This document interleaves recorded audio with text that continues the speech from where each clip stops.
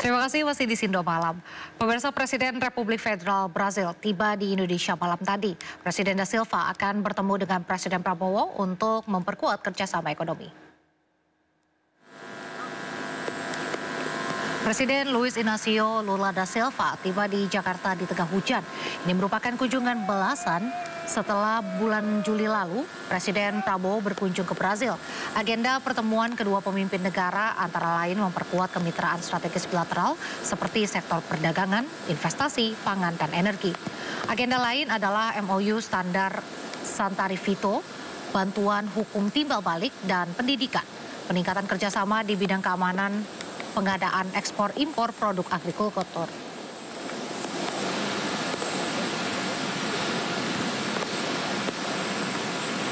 Kembali di Sindo Malam, pemirsa, ratusan pelamar kerja rela antri berjam-jam untuk mengikuti bursa kerja di Sukabumi, Jawa Barat. Pelamar kerja dari kalangan Gen Z berebut posisi pekerjaan sebagai kasir minimarket. Sejak pagi, ratusan pencari kerja yang didominasi Gen Z ini sudah memadati halaman SMKN di kawasan Gunung Guru, Kabupaten Sukabumi, Jawa Barat. Bahkan ratusan pelamar dari berbagai wilayah ini rela berdesakan untuk bisa melamar 30 lowongan pekerjaan sebagai kasir minimarket. Mereka datang dengan membawa berkas lamaran untuk bisa bersaing dengan ratusan pelamar lainnya. Salah satu pelamar mengaku sulitnya mendapatkan pekerjaan, membuat dirinya terpaksa menganggur setelah habis kontrak dari perusahaan sebelumnya. Kalau di Sukabumi buat cari loker sendiri tuh susah ya, terbilang kecil peluangnya untuk cari loker itu.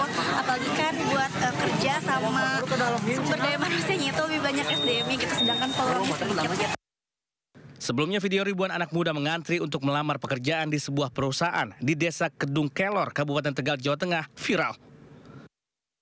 Para pencari pekerjaan rela berdesakan karena mendapat kabar perusahaan akan merekrut 15.000 pekerja di sebuah pabrik sepatu.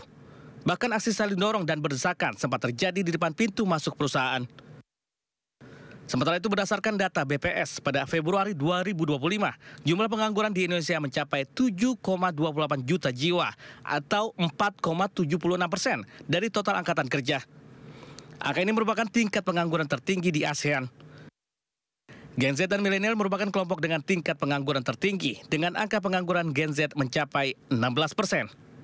Tim Liputan iNews melaporkan. Sejumlah tempat pemakaman umum di Jakarta Selatan sudah penuh dan tak lagi menerima pemakaman baru. 9 tempat pemakaman umum di Jakarta Selatan tak menerima lagi makam baru. Antara lain TPU Tanjung Barat, Jagakarsa, Kampung Kongsi, Grogol Selatan, Kebagusan, Pisangan, Pejaten Timur, Pejaten Barat, dan Cikoko. Kondisi ini membuat Pemprov DKI Jakarta harus putar otak menyediakan layanan pemakaman warga. Bahkan pengelola makam menyarankan sistem tumpuk pada makam yang sudah ada. Gubernur DKI Jakarta Pramono Anung tengah mengkaji berbagai opsi untuk mengatasi keterbatasan lahan pemakaman di ibu kota, termasuk wacana pembangunan pemakaman bertingkat. Pemakaman umum memang ini sekarang menjadi masalah dan sekarang ini sedang dikaji. Ada usulan, misalnya ini usulan, tapi belum menjadi keputusan, apakah diperbolehkan untuk dilakukan bertingkat. Dan ini sudah diusulkan. Tetapi sekali lagi memang dengan perkembangan Jakarta yang seperti ini pasti akan masalah. Dan beberapa mengusulkan untuk membuat pemakaman yang ada. Terpidana korupsi 78 triliun rupiah Surya Darmadi kembali dijebloskan ke lapas Nusa Kambangan. Surya Darmadi tak diberi ampun setelah kedapatan melakukan pelanggaran hukum. Lapas di tengah lautan itu dinilai cocok untuk Surya Darmadi. Pasalnya, Surya Darmadi nekat melanggar aturan dengan mampir ke kantornya usai persidangan. Sebelumnya dalam persidangan, mantan pegawai menyebut Surya Darmadi kerap mampir ke kantornya tanpa pengawalan petugas lapas dan tanpa diborgol. Sebelumnya, bos Duta Palma itu divonis 16 tahun penjara dalam kasus penyerobotan hutan. Surya ditahan di lapas Nusa Kambangan namun dipindah ke lapas Cibinong atas alasan kesehatan. Kini koruptor merugikan negara 78 triliun rupiah ini kembali dijebloskan ke Nusa Kambangan bersama terpidana narkoba dan terorisme. Biarin dulu Pak, tahan dulu Pak. Kita beralih ke informasi berikutnya, pemirsa. Media sosial tengah viral membuat konten ajakan beri akses jalan bagi iring-iringan mobil Menteri Keuangan Purbaya Yudi Sadewa.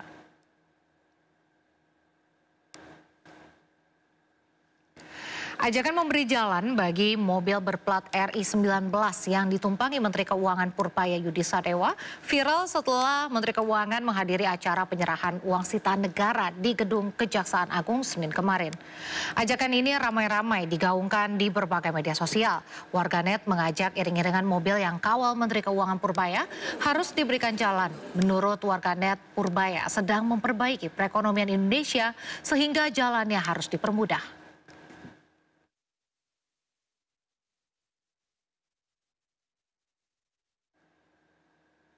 Menteri Keuangan Purbaya memastikan punya anggaran untuk mengganti seluruh mobil para menteri dengan maung sebagai kendaraan dinas pejabat negara. Hal ini sejalan dengan instruksi Presiden Prabowo meminta jajaran Kabinet Merah Putih memakai mobil produksi PT Pindad sebagai mobil dinas resmi.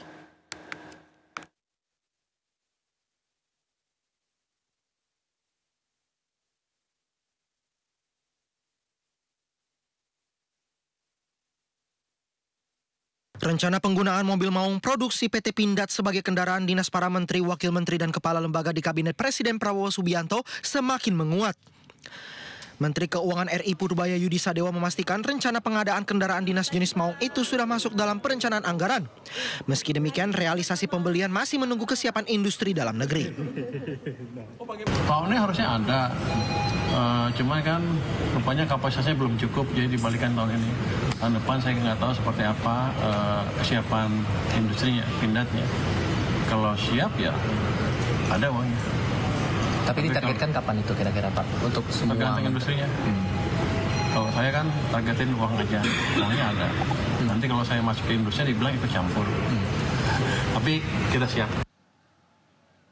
Sebelumnya Presiden Prabowo Subianto dalam sidang Kabinet Paripurna di Istana Negara Jakarta Senin kemarin meminta seluruh menteri dan pejabat mulai menggunakan mobil maung sebagai kendaraan dinas. Hal ini menegaskan komitmen pemerintah untuk menggunakan produk dalam negeri. Dan sebentar lagi saudara-saudara semua harus pakai maung. Saya nggak mau tahu tuh.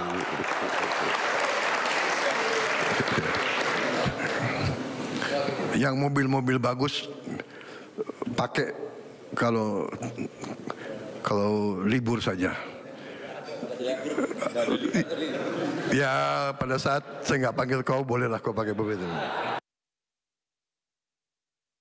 Sementara itu pada Maret 2025 Kementerian Pertahanan RI telah menyerahkan 700 unit kendaraan khusus maung MV3 kepada TNI Polri untuk dijadikan kendaraan operasional.